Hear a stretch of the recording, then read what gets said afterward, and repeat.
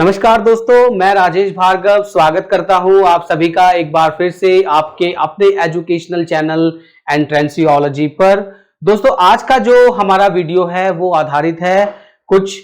Pre coaching या pre teaching जो हमें पहले आधार बनाना पड़ता है किसी बच्चे को कोच करने से पहले, किसी बच्चे को टीच करने से पहले एक टीचर को किन किन बातों का ध्यान रखना चाहिए, इस विषय के ऊपर आधारित है आज का हमारा वीडियो। और इसमें मैंने कुछ जो पॉइंट्स हैं वो कवर करने की कोशिश की है। आशा करता हूं कि आपको जो जितने भी हमारे टीचर्स हैं और स्टूडेंट्स हैं, पेरेंट्स हैं, उन सभी को ये वीडियो पसंद आएगा और आप इनका लाभ उठा सकेंगे। तो वीडियो शुरू करने से पहले मैं आप सबको ये बताना चाहूंगा कि अगर अभी तक आपने हमारा चैनल सब्सक्राइब नहीं किया है तो जल्दी से सब्सक्राइब का बटन दबा दीजिए और साथ ही साथ बेल आइकन को भी दबा दीजिए ताकि हमारे आने वाले अपकमिंग वीडियोस का नोटिफिकेशन आपको मिल सके और आप उनका लाभ उठा सके। तो चलिए शुरू करते हैं आज का हमारा वीडियो। दोस्तों, सबसे पहले आजकल जो ट्रेंड चल रहा है वो ये है कि आजकल जो ऑनलाइन क्लासेस हैं और कोचिंग क्लासेस हैं उनका ट्रेंड बहुत ज़्यादा है। स्कूल के साथ साथ आजकल लगभग हर बच्चा कोचिंग जाता है और ऑनलाइन कोचिंग भी कहीं ना कहीं से ले रहा होता है। तो वहां पे अक्सर हम देखते हैं कि कोचिंग क्लास में बच्चा बैठ जाता है बैच में और ऑनलाइन कोचिंग में भी जो है ऑनलाइन एक ग्रुप बन जाता है, उसमें भी बच्चे बैठ के जो है पढ़ना शुरू कर देते हैं, ऑनलाइन हो चाहे ऑफलाइन। तो एक बहुत अच्छी बात है कि वो पढ़ते हैं, बट कहीं ना कहीं एक सोचने वाली बात है कि क्लासेस में पहले ऐसा होता था, अभी भी कहीं कहीं ऐसा होता है कि बहुत कम बच्चे होते हैं। तो उसमें क्या होता है कि हर बच्चे की, आप एक टीचर हैं, आप एक शिक्षक हैं, आप एक पेरेंट हैं, तो आप एक बात जरूर जानते होंगे कि हर बच्चे की जो लर्निंग कैपेसिटी होती है या उसकी पहले की जो नॉलेज होती है, हर इंसान की जो नॉलेज होती है वो सेम नहीं होती है और हर इंसान की जो लर्निंग कैपेसिटी होती है वो भी सेम नहीं होती है। तो अगर मैं ये कहूँ, इस बात को इस तरह से कहूँ कि अगर आप एक बच्चे को 10 बच्चों को दौड़ने के लिए बोलेंगे तो हो सकता है कि 2 बच्चे उसमें से बहुत आगे निकल जाएं और 8 बच्चे पीछे रह जाएं, या 8 आगे निकल जाएं 2 पीछे रह जाएं। तो हर बच्चा हर चीज में एक जैसा नहीं होता। तो जब भी ऐसा नहीं है कि जब हमारे पास कोई बच्चा आता है, उसके पेरेंट्स उसे लेकर आते हैं और कोचिंग देने के लिए बोलते हैं या उसको टीचिंग देने के लिए बोलते हैं, तो हम 50 बच्चों के साथ उन 5 बच्चों को भी बैठा दें या 10-15 बच्चे जो पहले से पढ़ रहे हैं उनके साथ उनको भी बैठा दें कि चलो भाई तुम भी इसमें शामिल हो जाओ। तो क्या उन सभी 20 या 25 बच्चे जो हमारे बैच में, क्या सबकी लर्निंग कैपेसिटी एक है? नहीं, बिल्कुल भी नहीं हो सकती, ये कभी भी नहीं हो सकता। आप अध्यापक हैं, आप पेरेंट हैं, आप ये इस बात को बहुत अच्छी तरह जानते हैं। तो जब कोई भी बच्चा हमारे पास पढ़ने आता है, उसके पेरेंट्स हमें लेकर आते हैं हमारे पास, तो हमें सबसे पहले इस बात का ध्यान रखना चाहिए कि उस बच्चे की जो पहले की नॉलेज है वो कितनी है। मान लीजिए आपके पास 10th क्लास का कोई स्टूडेंट आता है, उसके पेरेंट्स आपके पास लेकर आते हैं, तो आपके पास इस तरह से 5, 6, 10 स्टूडेंट्स हैं, तो उनकी जो पहले की नॉलेज होगी, जो उनकी पहले जो उन्होंने स्टडी की होगी, वो सबकी डिफरेंट होगी। तो हर बच्चे पर आपको मेहनत जो है वो डिफरेंट तरीके से करनी होगी। नहीं तो एक बच्चे की नॉलेज बहुत अच्छी है और एक बच्चे की जो है नॉलेज पहले की वो बहुत ही ज्यादा पुअर है।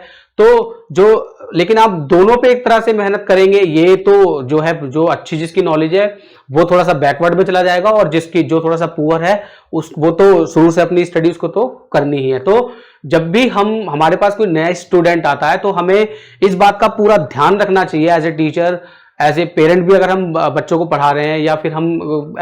अपने जो है किसी जानने वाले रिलेटिव के बच्चे को पढ़ा रहे हैं, तो हमें ये भी इस बात का बहुत ही ध्यान रखना चाहिए कि उस बच्चे की पहले की नॉलेज कितनी है और तभी वहां से हम उसका स्केल जो है वो बढ़ा सकते हैं। ये मैटर नहीं करता है कि हमारे बैच में 50 बच्चे हैं। टीचिंग का मतलब है हमें जितने बच्चे हमारे बैच में आज पढ़ रहे हैं उन सबकी क्षमताओं को जानते हुए, उन सबकी जो लर्निंग है उसकी समझ हमें होनी चाहिए, तभी हम उन्हें आगे और शिक्षा में जो है उन्नति करने में हेल्प कर सकते हैं। तो पहला पॉइंट हमारा यहाँ पे क्लियर हो जाता है कि जब भी कोई स्टूडेंट हमारे पास आता है, उसके पेरेंट हमारे पास आते हैं लेकर उसे, तो हमें उसकी नॉलेज जो पहले की है वो जानने की बहुत जरूरत है। अब दूसरे पॉइंट पे आ जाते हैं। दूसरा पॉइंट जो है वो है हमारा उसकी बच्चे की लर्निंग कैपेसिटी। वो बच्चा कितनी तेज किसी चीज को लर्न कर सकता है। सपोज करिए कि अभी हम इंटरव्यू भी कहीं देने जाते हैं, कुछ लोग जो है, जो एजुकेटेड लोग हैं वो इंटरव्यू देने जाते हैं, तो वहां पर भी जो कुछ कंपनीज होती हैं, कुछ जो इंटरव्यूअर्स होते हैं, वो इस बात पे गौर देते हैं कि कैंडिडेट को ठीक है 90% चीजें नहीं, मतलब 90% नहीं है कैंडिडेट, बट वो 70% है, लेकिन उसकी जो लर्निंग कैपेसिटी है, या 60% वाले कैंडिडेट की जो लर्निंग कैपेसिटी है, वो बहुत जल्दी 90% या 90% प्लस को अचीव कर लेगा। तो उस कैंडिडेट को भी वो प्रिफर कर सकते हैं, और उस कैंडिडेट के कंपैरिजन में भी वो इसे प्रिफर कर सकते हैं कि अगर कोई 80% वाला कैंडिडेट उन्हें दिखता है, बट वो ये देखते हैं इंटरव्यूअर्स कि ये 80% वाले की जो लर्निंग कैपेसिटी है वो इतनी अच्छी नहीं है, लेकिन 60% वाले की जो लर्निंग कैपेसिटी है वो बहुत अच्छी है, तो वो जो है 60% वाले को प्रिफर कर सकते हैं, क्योंकि वो इन फ्यूचर जितने भी चैलेंजेस होंगे, जो अपकमिंग चैलेंजेस भी होंगे कंपनी के सामने, वो अपने प्रोसेस को तो सीखेगा ही सीखेगा, लेकिन जो अपकमिंग चैलेंजेस हैं उनको भी वो आगे आने वाले फ्यूचर में बहुत जल्दी सीख लेगा। तो ये इंपॉर्टेंस होती है लर्निंग कैपेसिटी की। तो हर स्टूडेंट की जो लर्निंग कैपेसिटी होती है वो डिफरेंट होती है। आप 50 हम टीचर लोग, आप लोग 50 बच्चों को एक साथ बैठकर एक जैसा हम पढ़ा तो सकते हैं, लेकिन उनकी लर्निंग कैपेसिटी कितनी है ये उन पे डिपेंड करता है कि वो कितना सीखे। इसलिए हर बच्चे की लर्निंग कैपेसिटी किसी बच्चे में हो सकता है, किसी बच्चे को हमें हो सकता है कि 5 बार समझाना पड़े, किसी को एक बार में ही समझ में आ जाए, किसी को 10 बार समझ में आ जाए, या ऐसा भी हो सकता है कि कुछ बच्चों के लिए हमें एक्स्ट्रा क्लास लेनी पड़े। तो इस बात का भी हमें ध्यान होना चाहिए। एज ए टीचर हमें पूरे बैच को एज ए फैमिली लेना चाहिए, और फैमिली में हमेशा फैमिली जो होती है वो हमेशा बैलेंस के ऊपर चलती है, कि जो फैमिली है, कि फैमिली में सारे लोग जो है एक तरह से सोचते हो, और सबकी समझ जो है वो एक जैसी होनी चाहिए, जो बहुत सारी चीजों पे। तो हमारा जो स्टडी होती है, स्टडी भी कुछ इसी तरह से होती है कि कोई चीज अगर टीचर समझा रहे हैं तो एग्जाम में जो क्वेश्चंस आएंगे वो सारे, सबका जो आंसर होगा वो लगभग सेम ही हर बच्चे को देना होगा। तो इसलिए सबकी जो समझ होनी चाहिए वो एक जैसी होनी चाहिए। इसलिए टीचर को जो स्टूडेंट्स हैं उनकी लर्निंग कैपेसिटी पे बहुत ध्यान देना चाहिए, किस बच्चे को समझ आई बातें और किस बच्चे को बात समझ नहीं आई, ये उन टीचर्स को पूरा ध्यान होना चाहिए। और इससे लर्निंग कैपेसिटी, जब सबकी जो लर्निंग एक जैसी होती है बैच में, तो एक तरह से टीचर का भी जो है सिग्नेचर तैयार हो जाता है। बहुत से बच्चे होते हैं ना कि जो बहुत जल्दी बहुत सारे सवाल हल कर देते हैं, मैथ्स के हों, फिजिक्स के हों, केमिस्ट्री के हों, या किसी और सब्जेक्ट के हों, तो एक सिग्नेचर बन जाता है कि हाँ ये तो जरूर उन टीचर से पढ़ा हुआ है, ये तो उनका ही तरीका है। तो जब बहुत सारे बच्चे एक ही तरीके को हमारे सीखने लग जाते हैं और अच्छे तरीके को सीखने लग जाते हैं, अच्छी तरह से सीखने लग जाते हैं, तो उसमें क्या टीचर का भी एक सिग्नेचर बन जाता है। अब आते हैं दोस्तों, ये तो हमारा दूसरा पॉइंट क्लियर होगा कि लर्निंग कैपेसिटी पे हमें जो स्टूडेंट है उसकी गौर देना, और लर्निंग कैपेसिटी का जो इंपॉर्टेंस है उसकी वो क्या है। अब आते हैं थर्ड पॉइंट पे। सबसे इंपॉर्टेंट पॉइंट है ये, बट यहां पे क्या है कि जब कोई बच्चा आपके पास आया 9th-10th क्लास का, तो आप इससे ये चीज पूछ भी सकते हैं या नहीं भी जान सकते, बट अगर कोई आपसे सलाह मांगता है या सजेशन मांगता है, कोई स्टूडेंट या उसके पेरेंट की हमें अपने बच्चे को किस फील्ड में जाना है, किस फील्ड में उसको भेजना है, या किस फील्ड में उसे जाना है, काम करना, आगे क्या पढ़ाई करनी, तब आप इस पॉइंट को रख सकते हो उनके सामने। वो है इंटरेस्ट मतलब उस बच्चे को क्या उस टॉपिक में, उस स्किल में या उस सब्जेक्ट में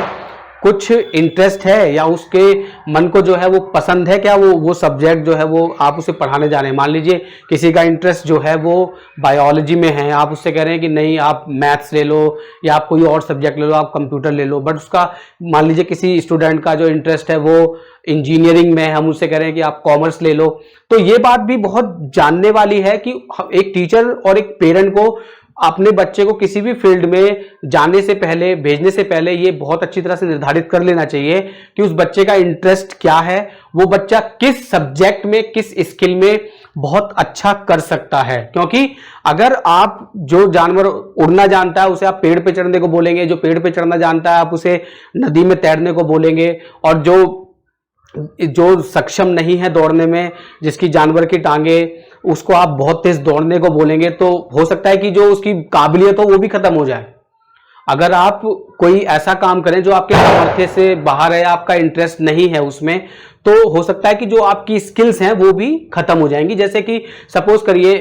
एक डाटा एनालिस्ट है या कोई प्रोग्रामर है, उसको कोडिंग्स याद रहती हैं, अगर एक महीने उससे कुछ दूसरा काम करवा लिया जाए, उससे कुछ अकाउंट्स के काम करवा लिए जाए या उससे कुछ ऑफिस का दूसरा काम करवा लिया जाए, तो 2-3 महीने बाद क्या होगा कि उसके जो स्किल्स होंगी ना कोडिंग की, प्रोग्रामिंग की, वो भूल जाएगा सारा। मतलब कि कैसे कहां पे कोड लिखा है, कहां पे किस प्रोग्राम को मैंने किस लिए बनाया था। तो ये इंपॉर्टेंस होती है कि हमारी जो क्षमता है वो हमारे जो पेरेंट्स हैं उनको पहचाननी चाहिए बच्चों की, और जो टीचर्स हैं उनको भी बच्चों की जो इंटरेस्ट है, क्षमता और इंटरेस्ट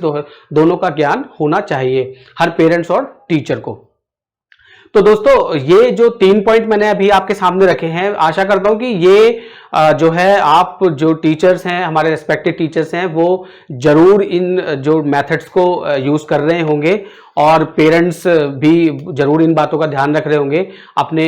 जो है अपने चिल्ड्रंस के लिए, अपने जो स्टूडेंट्स हैं, टीचर्स जो है अपने स्टूडेंट्स के लिए इस बातों का बहुत ध्यान रख रहे होंगे। दोस्तों अगर इस वीडियो में कुछ ऐड करना है या कोई ऐसा पॉइंट है जो आप सजेस्ट कर सकते हैं, या अपकमिंग वीडियो के लिए आप कोई जो पॉइंट है सजेस्ट कर सकते हैं, तो यू आर मोस्ट वेलकम। आप हमेशा, आपका स्वागत है कि आप हमारे वीडियोस पे अपना सजेशन दें, ताकि हम और जो है मैं इन वीडियोस के रिलेटेड और भी वीडियोस बना सकूं और अपकमिंग वीडियोस में उन टॉपिक्स को मैं जो है ला सकूं। तो दोस्तों ये वीडियो आपको कैसा लगा प्लीज कमेंट करना ना भूलें, और अगर ये वीडियो आपको पसंद आया तो इसे लाइक और शेयर जरूर करें, और फ्री स्टडी मटेरियल के लिए आप हमारी वेबसाइट एंट्रेंसियोलॉजी पर भी विजिट कर सकते हैं। तो दोस्तों मिलते हैं बहुत जल्दी एक और नए वीडियो में एक और नए टॉपिक के साथ। तब तक के लिए स्टडी करते रहिए एंट्रेंसियोलॉजी के साथ। मैं हूं राजेश भार्गव, नमस्कार।